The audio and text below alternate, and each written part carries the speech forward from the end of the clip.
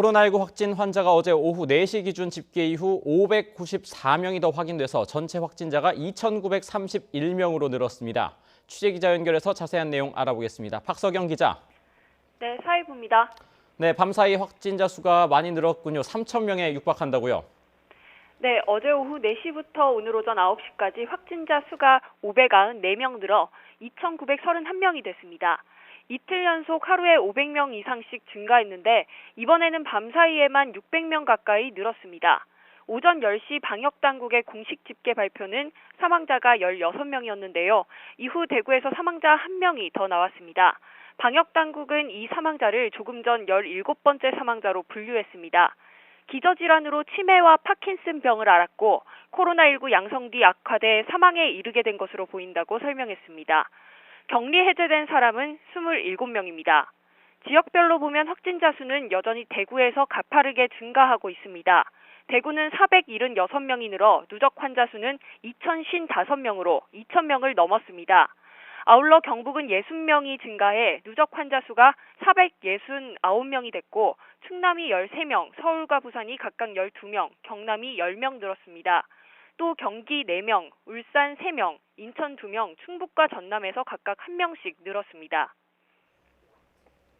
네, 특히 대구를 중심으로 지역사회 감염이 늘어나고 있습니다. 구체적으로 어떤 상황이고 또 어디까지 조사가 됐습니까?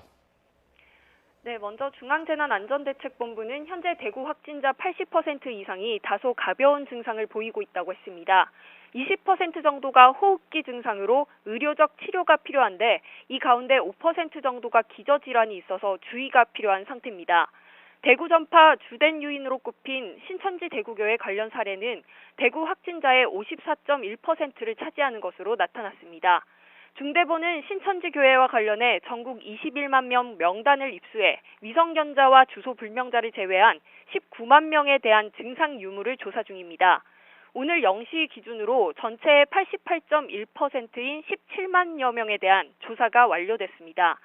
중대본은 이 가운데 기침이나 발열 등 유증상자는 3,300여 명, 1.9%로 확인돼 검체를 우선 채취하고 코로나19 검사를 진행하고 있다고 밝혔습니다.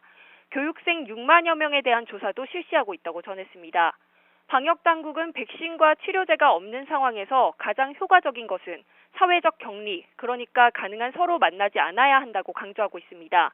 특히 이번 주말부터 3월 초까지가 확산 방지를 위한 중대한 고비가 될 것이라며 집회나 모임은 물론이고 외출을 자제해달라고 거듭 당부했습니다.